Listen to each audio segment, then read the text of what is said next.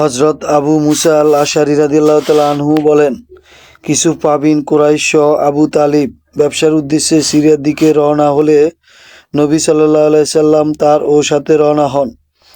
তারা ও বুহাইরাহ ফাদ্রির নিকট পৌঁছাইলে তাদের ও নিজেদের সওয়ারি থেকে মালপত্র নামাইতে থাকে। তখন উত্তর ফাদ্রি গির্জা থেকে বেরিয়ে তাদের নিকট এলেন।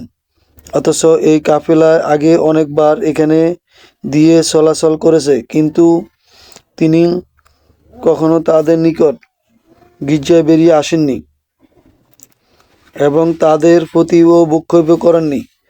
রাবি বলেন, লোকেরা তাদের বাহন থেকে সামানপত্র নামাইতে ব্যস্ত থাকা অবস্থায় উত্তর ফাদ্রি তাদের ভিতরে ও ঢুকেন এবং রাসূল সাল্লাল্লাহু আলাইহি সাল্লামের হাত ধরে বলেন, ইনি ও সাইয়্যিদুল আলামিন, বিশ্ববাসীর নেতা, ইনি রাব্বুল আলামিন, বিশ্ববাসীর প্রতিপালকের রাসূল, এবং আল্লাহ তাআলা তাকে রহমাতাল লিল আলামিন করে বিশ্ববাসীর জন্য করুণা স্বরূপ পাঠাইবেন। তখন কুরাইশদের বৃদ্ধ লোকেরা তাকে প্রশ্ন করে, কে আপনাকে ও জানিয়েছে? তিনি বলেন, যখন তোমরা ওই উপত্যকা হইতে নামছিলে তখন আমি ও লক্ষ্য করেছি যে প্রতিটি গাছ, পাথর ও সেজদায় লুটিয়ে পড়েছে। এই দুইটি নবী ব্যতীত অন্য কোনো সৃষ্টিকে সেজদা করে না। অত ভিন্ন তার ও ঘাড়ের নিচে আলেপ সদৃশ্য গোলাকার মোহরের নবুয়তের সাহায্য আমি তাকে চিনেছি।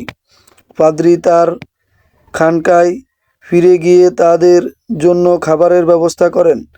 তিনি খাদ্যদ্রব্যসহ যখন তাদের নিকট এলেন তখন রাসূল সাল্লাল্লাহু আলাইহি সাল্লাম উটের ফাল সরাইতে গিয়েছিলেন। পাদ্রী বলেন, তোমরা তাকে ডেকে আনার ব্যবস্থা করো। অতএব রাসূল সাল্লাল্লাহু আলাইহি সাল্লাম ফিরে এলেন। তখন এক খণ্ড মেঘ তার উপর ছায়া বিস্তার করছিল এবং কাফিলার লোকেরা যারা তার ও পূর্বেই এসেছিল তাদেরকে তিনি ও গাছের ছায়া বসার অবস্থান ও পেলেন। তিনি বসলে গাছের ও ছায়া তার ও দিকে ঝুঁকে পড়ে। পাদ্রী বলেন, তোমরা গাছের ছায়ার দিকে লক্ষ্য করো, ছায়াটি তার দিকে ঝুঁকে পড়েছে। রাবি বলেন, ইতবৎসরে পাদ্রী তাদের ও মাঝে দাঁড়িয়ে তাদেরকে শপথ দিয়ে বলেছিলেন, তোমরা তাকে নিয়ে রোম সাম্রাজ্যে যেও না, কেননা রোমীরা যদি তাকে ও দেখে তাহলে তাকে ও ছিন্ন বিচ্ছিন্ন দ্বারাই শনাক্ত করে ফেলবে এবং তাকে ও মেরে ফেলবে। এমতো অবস্থায় পাদ্রী লক্ষ্য করেন যে রোমের 7 জন লোক তাদের দিকে ও আছে। পাদ্রী তাদের দিকে অগ্রসর হয়ে প্রশ্ন করেন, তোমরা কেন এসেছ? তারা বলে, এই মাসে আখিরি জামানার নবী আগমন ঘটবে, তাই ও চলাচলের প্রতিটি রাস্তায় লোক পাঠানো হয়েছে, তাই আমাদেরকে আপনার ও পথে পাঠানো হয়েছে।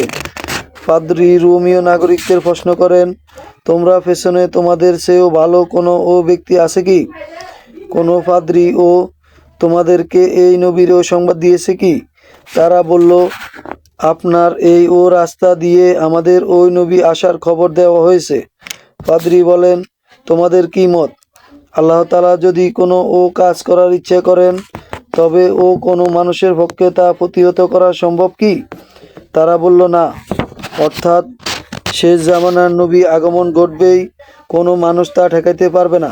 রাবি বলেন, তারপর তারা তার ও নিকট অনুগত্যর শপথ করে এবং তার ও সহচর্য অবলম্বন করে। তারপর পাদ্রী কুরাইশদের কাফিলাকে আল্লাহর নামে শপথ করিয়ে প্রশ্ন করেন, তোমাদের মধ্যে কে ও তার অভিভাবক? লোকেরা বলল, আবু তালিব। পাদ্রী আবু তালিবকে অবিরতভাবে আল্লাহ তাআলার নামে শপথ করে তাকে স্বদেশ ফেরত পাঠাতে বলতে থাকেন। শেষ পর্যন্ত আবু তালিব নবী সাল্লাল্লাহু আলাইহি সাল্লামকে মক্কায় ফেরত পাঠানোর ব্যবস্থা করেন এবং আবু বকর রাদিয়াল্লাহু তাআলা আনহু, বিল্লাল রাদিয়াল্লাহু তাআলা আনহুকে তার সাথে দেন। আর ও পাদ্রী তাকে ও ফতোয়া হিসেবে কিছু রুটি এবং জৈতুনের তেল দেন। হাদিসটি তিরমিজিতে 3620 নম্বরে রয়েছে।